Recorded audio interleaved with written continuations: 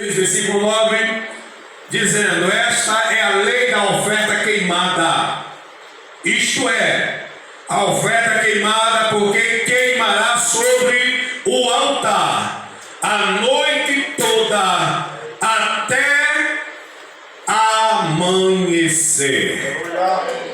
e o fogo arderá nela. Prossegue o texto: e o sacerdote vestirá sua veste de linho e os seus calções de linho. Ele colocará sobre a carne e levantará as cinzas que o fogo consumiu com a oferta queimada sobre o altar.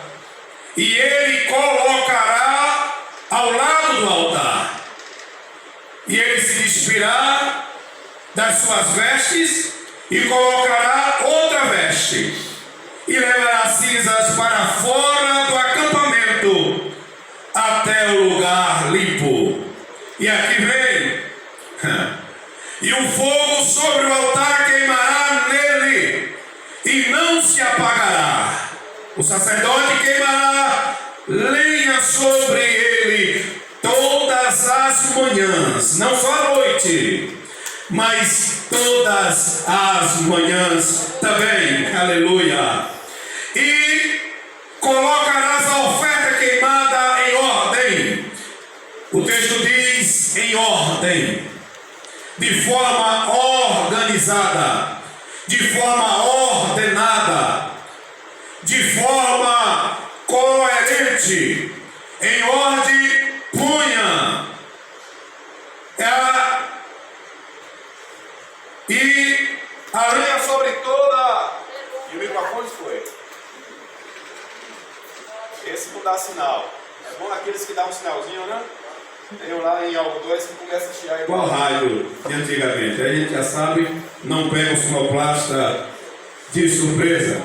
Mas enfim, o texto diz que queimará em ordem sobre ele, e queimará sobre ele a gordura das ofertas de paz, das ofertas pacíficas.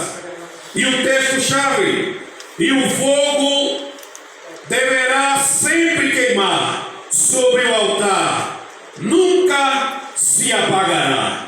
É o tema: e o fogo arderá continuamente sobre o altar e não se apagará. Para se manter o fogo aceso, para se manter o fogo queimando sobre o altar, haveria alguns requisitos, e podemos traduzir como esforços. Não dá para manter fogo aceso sem lançarmos mão do esforço, do propósito, do objetivo. É claro que o texto está falando da questão das ofertas, da lei das ofertas e do sacrifício. Mas esta juventude teve a preocupação de estarem orando por longos dias e dizendo: Senhor, nós queremos sentir o aquecer do Teu Espírito sobre os nossos corações.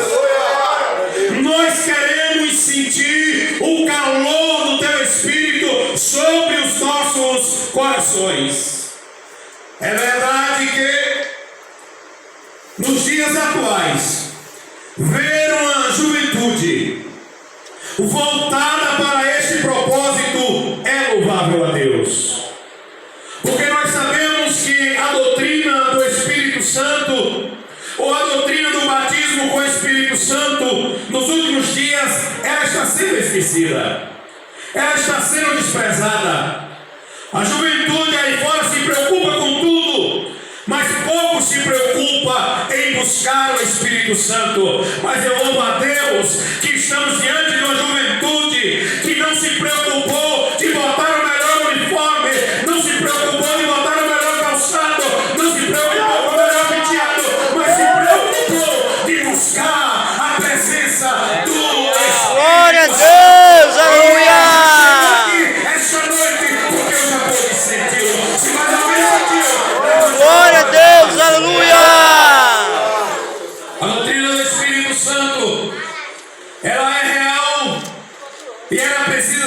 contínua em nosso meio.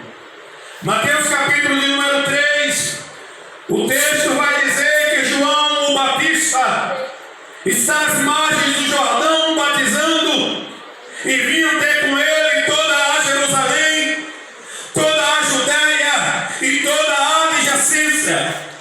E João, então, na autoridade do Espírito Santo, olhou e pôde presenciar uns poucos de fariseus no meio da multidão. E então ele levanta a voz e diz: ó raça de víbora, quem foi que vos ensinou a fugir da ira futura? Endireitai os vossos caminhos, bendito seja o nome do Senhor.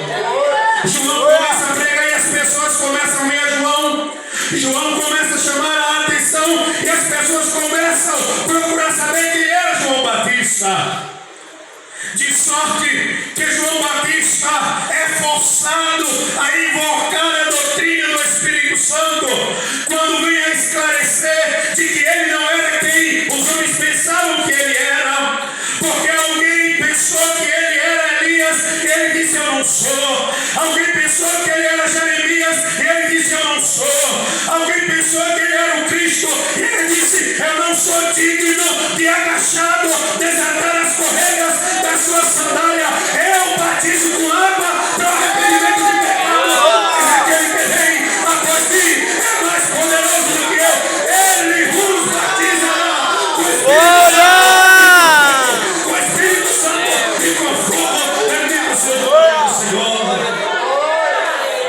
É desse Jesus que nós estamos falando. É esse Jesus, amigo e amigo ouvinte, que essa igreja está adorando. João Batista batizava para o arrependimento. Ele dizia: arrependei-vos e crede no Evangelho. Mas ele disse: após mim vem um que é mais poderoso do que eu. E este vai batizar com o Espírito Santo e com fogo. O texto que fiz leitura para basearmos no tema vai nos dizer o seguinte. Nós lemos o capítulo 2, mas é interessante atentarmos para o capítulo 1 a partir do versículo 5, quando Jesus está com os discípulos e os discípulos estão esperançosos de que Jesus restaurasse o reino político a Israel naquela época. E os seus discípulos perguntam: restaurarás tu o reino a Israel desse tempo?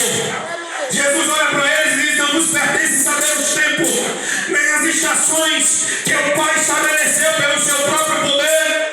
E no versículo 6 ele diz: mas ficai em Jerusalém, até que do alto sejais revestidos de poder. Bendito seja o nome do Senhor. Glória a Deus, aleluia. Discípulos, vocês precisam permanecer na casa de oração, na casa do Pai. Vocês precisam permanecer no propósito, esperando a promessa do Pai que Ele mesmo prometeu. Fique em Jerusalém e aguarde a promessa, porque eu irei, subirei ao Pai, mas rogarei e Ele vos mandará outro Consolador, o Espírito Santo. Glória a Deus, aleluia. Fiquem em Jerusalém, até que do alto sejas revestidos de poder. O primeiro desafio era permanecer em Jerusalém. O primeiro sacrifício, o primeiro esforço a ser feito pela igreja daqueles dias, que era uma igreja de aproximadamente 500 irmãos, era ficar em Jerusalém, aguardar